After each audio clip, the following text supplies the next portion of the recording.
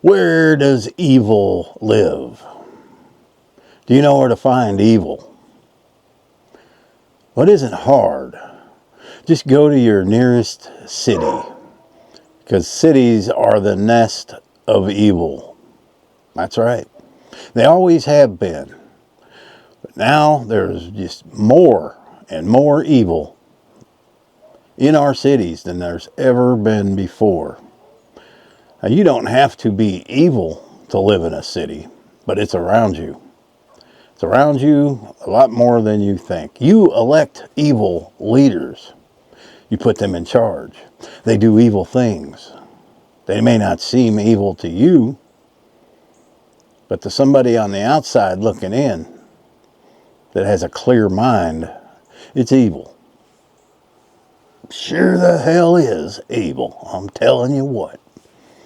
You look at some of the things that are happening today in our cities, and you can't believe what you see. You can't even get on a train without somebody with a knife trying to kill you. That's crazy. Because we used to lock those kind of people up, put them in homes, because they are not mentally fit to be out in society. But they don't do that anymore. It just fits right in with the evilness of a city. They let them out because they say, well, there's medications that they can take, and they won't be evil no more. They won't be afflicted anymore. The problem is, they make things so hard to get as far as medication. With you have to have this kind of insurance. You've got to have this much money. These medications aren't cheap, so what happens? These people don't take them. Next thing you know, they're living on the street because they ain't mentally competent enough to survive on their own, to survive in a controlled environment like we all live. Yes, we live in controlled environments. We are in little square boxes. We go to bed each night in those little square boxes. We get up, we have jobs, we go to these jobs. Whatever it is you do, it's a controlled environment. And when you got a segment of population that does not live in a controlled environment, you get crime, you get evil. People that have no permanent homes, people that are gypsies type of lifestyles, sleep on somebody's couch one night, somebody's couch on another night. These are the people you have to be careful of. I know, man. I've slept on a few couches in my day. I tell you what, yeah. And we're not getting into that. But as our population keeps growing, these cities grow. These cities are growing quickly. And you're going to get more evil in your city than you have ever had. Cities have always been a place where evil exists. But it hasn't been to the point like it is now. And certain cities are more evil than other cities. Places where they are tough on crime, they are tough on the homeless, those cities tend to be less evil. But you got places like Chicago or Philadelphia or New York, where just a slap on the wrist, we'll see you next time in court. Evil is going to flock to those places because the evil knows it can grow. And if evil can grow, it's going to be evil. It's going to be a really evil place. Yeah. And it's too late to do anything about it because people are just too set in their ways now. Most people are good at heart. They are. But today, the majority, I wouldn't say the majority, but there is a big portion of people today that for a price would sell out their mother or their father. It's just the world we live in. Evil has taken over, and it isn't going away. A lot of people believe that in the Bible, all these things that are happening in Revelations and that is true. It is happening, and that's, possibility. We just never know. I've heard that all my life. We are in the end days. We are in the end days. Well, I'm still here. We probably are, but how long are the end days? Could they be 100 years, 500 years, 1,000 years? None of us know that. Got something in my eye, excuse me. I guess that's one of the reasons I never cared for cities, and I've lived in them, because I worked for big newspapers all my career mostly, and if I couldn't find a place out away from the city, I would be forced to live in the city. And man, you see things in a city you would never see rural or in a small town. You just don't see these things because the majority of the people it's just a different mentality. If you're in a city and somebody pulls in front of you in a car, and here, if somebody does that, you honk your horn at them and wave.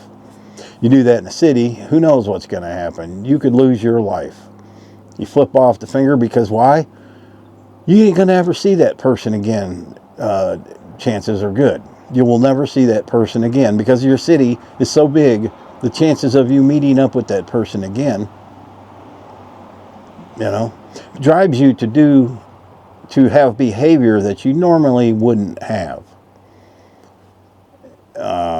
Somebody makes you mad that's living inside your house, you argue a little bit, and that's about it.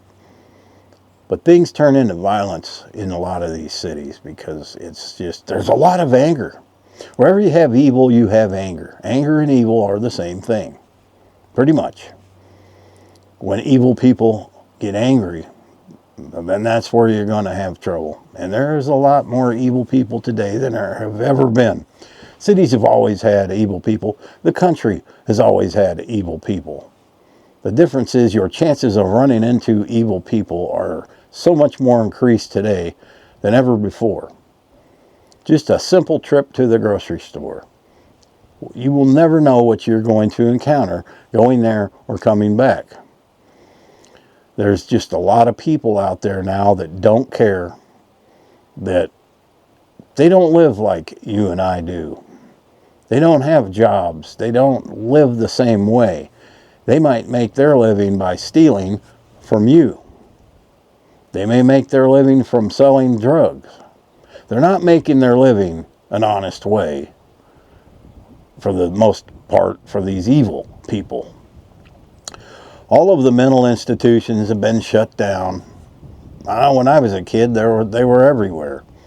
People that had mental problems were not on the street. This is a big part of the problem, is people with mental problems that are just released into society, and it's society's problem to deal with them. And that gets people hurt. And I don't see any of this ever changing because the majority of people are electing these people into office that love this kind of thing. They like seeing it. They want to see society collapse. If you don't believe that's true, just take a look at some of what's going on. Some of the people that you may be electing. These people are lunatics. And if that isn't bad enough, we had 4 years of a wide open border where someone else's evil people are coming in. Nope, maybe not all of them, but you can't tell me out of probably 20 million people that cross the border, a good percentage of them aren't evil, aren't criminals. We're already finding proof of that. But what gets me is when now we try to get them out of here. We want to get these people out of the country. These evil cities are resisting. They don't want you to remove these people. This is more power for them. This is, more for the collective. What kind of person are you wanting this country to fail? We have those people. We have second-generation people in our country that are still loyal to whatever country they came from. Only they're not speaking about it. There are a lot of good actors in the United States, UK, Australia, and we fall for that. I'm starting to see that as I age, I'm starting to see through people a lot more clear. But the younger people, They buy right into this. They see an actor on TV portraying this awesome dude. Right off the bat, he is an icon. They worship this guy. In real life, this guy's probably a train wreck. There's been that throughout history. Jerry Lewis, one of my favorite comedians of all time. In person, in real life, this guy was a mess. Nobody liked him. There are several cases of this. Everybody liked Michael Landon, Little Joe, Little House on the Prairie, what else? Oh, he was an angel too. In real life, he was a raving alcoholic that had a lot of problems. But you only see the TV character. Singers, the same way. You like a certain rock band or a certain singer, but you don't know what their lives are like off stage.